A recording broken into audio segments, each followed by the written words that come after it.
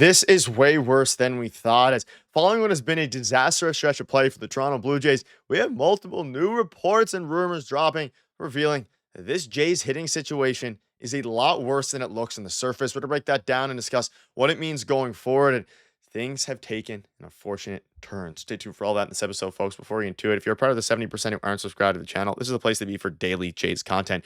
Your guys' support has been unbelievable, and hopefully the Jays can start turning it around with their series beginning tonight against the Boston Red Sox. But we have a lot to go over today, ladies and gentlemen. We also have a couple other Jays updates ahead of tonight's game. But I'm going to start and dive into how this situation for the Jays has taken a turn that not many fans expected. Now, obviously, coming into the season, the Jays' expectations, depending on who you ask, are either high, low, in the middle. And they got off to a very hot start, and now they're kind of middling. However, an article slash tweet thread dropped from Chris Black, and there's a ton of things to dive into here, revealing the underlying metrics and really the truth behind the Jays' struggles. And you can see this here. Toronto Blue Jays, 5th to 9 spots in the order, ranked 20th in Major League Baseball and OPS. They aren't hitting well, but there are a lot of lineups across the MLB getting minimal production from the bottom. And now it seemed, at the start of the season, one of the big positives for the Toronto Blue Jays were, of course, their bottom half of the lineup. You think about Allen Roden, you think about Will Wagner, all those different guys. They were really performing well. And then all of a sudden, randomly, not that randomly, but they started to come back to earth. Whether that be Allen Roden, who is a very likely candidate to get sent down tonight prior to Dalton Varsho being called up by the Jays, whether that's Allen Roden, whether that's Will Wagner, all those guys have started to tail off. But they're not the ones to blame here. And again, they are 20th worst, I guess 20th best, whatever you want to call it. They are 20th out of 30 in the MLB in the 5th to 9 spots. But they're not the ones to blame here. There is some serious problems going through in the top of the order. You see this here. Jays do need to make changes at the bottom of the lineup because they need to try anything to get the hitting going, but the guys at the top of the order have to do more with their lackluster production. And have a look at this. As of yesterday, the Jays' top 3 spots in the batting order are 29th, 27th, and 26th. So basically dead last, near dead last in every single category for, that's important. Home runs, slugging, OPS, with OPS being the most important one there. It's kind of the best metric and, to measure hitting, sorry. It is worse than we thought. And we knew that, Vlad's off to a little bit of a slow start. Bichette's off to a slow start. Anthony Santander's off to a horrible start. But it's gotten a lot worse now. And it's gotten to the point where they are, not only is there 5 to 9 20th in baseball, which can be kind of adjusted because the 5 to 9 is never going to be a super, especially for the Jays right now. They're hoping they can get some production out of guys like Addison Berger now that they're up. Dalton Varsho is going to help stretch the lineup down. And maybe in that 5 to 9, we'll see, more. Alejandro Kirk may be hitting better. Dalton Varsho will probably slide somewhere in that spot unless he's hitting cleanup. But it is the guys at the top of the order that are the serious problem here. And it's at a point now where they just need to produce. You can blame coaches. You can blame Ross Atkins. You can blame all these different guys, John Schneider, for some of his bullpen decisions. And there is rightfully so. There are some arguments to be made there. However, it's time to put some blame on the Toronto Blue Jays players because they are not performing. And it's been like this for the past handful of seasons since this kind of core and era of Jays have come up. The core of Bichette and Vladdy haven't performed lately. They have the worst run differential, second worst run differential in the AL East. One of the worst in baseball, third worst in baseball, and they've gone 10 straight games heading into tonight's game without scoring more than 4 runs, which is a historic streak and their worst since 2001 and their 6th longest ever.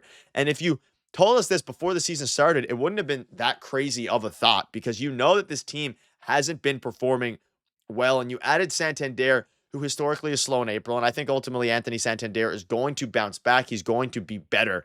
The problem with this is, in order for him to be better, you're also going to need your other, the other part of the lineup, get better. Home runs, just like the Vladdy and Bo, they also need to be better. You see this here, some of the optimism. The hope is the top of the order hits because they have a track record of hitting. Varsho gives you a bit of pop in the middle, and then Berger gives you the same in the 6 to 7 range. And we've been holding on to hope for a while. The hope coming into this season was that everybody would overperform or at least get back to some of their, averages. And I do think it's still very early. That can happen with Bo. It can happen with Vladdy, especially Santander. Even Alejandro Kirk's underperforming, albeit he hasn't been a good hitter over the past few seasons before they gave him his extension. Berger hits the ball well. He has great advanced metrics.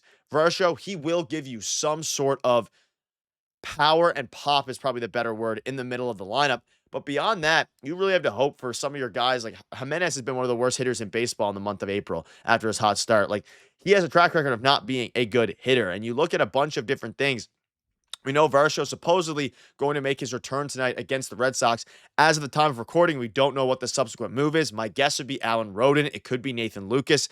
If that happens, we'll, of course, have a video covering that either later tonight or tomorrow morning. But regardless of that, it is in a very, if you're hoping on Dalton Varsho to help fix your hitting, you are in a very bad spot. He is the best defender in baseball, and it is 100% on the Vladdy Bo and Anthony Santander at this juncture. And yes, you can maybe rely on Varsho a little bit. He's a career, league average hitter to below league average hitter. He provides value. He's going to help this team win more games. There's no debating that. That is an absolute. However, he hit 18 home runs last year, 20 home runs the year before. You have to hope that if he can give you 20 home runs, maybe give you some pop in the 5-hole in the lineup, the 4, the cleanup spot, whatever it ends up being, then maybe you can start to turn things around. But it all starts from the top. And you look down here, and this is an interesting question. Who do you think the next call-up contestant is for who can get their back going, not counting Varsho? It's not Martinez, Schneider, or Loperfido. Riley Tarota deserves more attention, so shout out to Keegan for this tweet. And Riley Tarota, we covered him before on the channel a while ago, maybe even a couple years ago. He's out to another really impressive start. Honestly, it's up to the players on this roster right now. Boring answer, but this isn't a savior situation. And, the unfortunate and hilarious reality is that he's absolutely right. The Jays aren't hitting well. They aren't pitching as good as they were. And one of the only reasons the Jays were able to be 12-8 is because they were manufacturing runs. There was jokes going around about how the Jays can lead the league in singles and all these different things. They don't get big hits. And the problem with not getting big hits is if you're not perfect defensively, if you're not perfect on the pitching side of the ball, you're going to be in trouble. We'll see games every single day. What makes this team so frustrating to watch is the Jays will have 8 hits, 9 hits for 3 runs, and then we'll turn around and the Boston Red Sox will have 4 hits for 6 runs, 6 hits for 9 runs because they're hitting home runs. They're getting clutch hits with runners in scoring position, and then it ultimately just turns into a game where A, it's hard to watch, and B, the Jays seemed like the better team with the eye test, but they were unable to get a bases-loaded hit. Alejandro Kirk would ground out with 2 outs, all these different things, and the analytics behind it aren't helping. And the unfortunate reality is, folks, unless things change inwards, they're not going to get better. You can hope all you want for Dalton Varsho. He's going to help tonight. He's probably going to make his debut tonight, depending if Garrett Crochet starts today or tomorrow. I don't think he's going to get his debut against Garrett Crochet, but maybe he does because he is one of the best outfielders in baseball on the defensive side of the ball. But that would be a hell of a matchup to start. Let me know down below what your thoughts are. Things are interesting. I do have faith in this team. The AL East is very, very weak right now. But, it's a hell of a start to the season. And to rank 5th and 9th, you hate to see, to rank 20th in the 5th and 9th spots, you hate to see that. But let me know down below what your thoughts are. We'll keep you up to date with all the latest news. Thank you guys for watching. See you later. Cheers.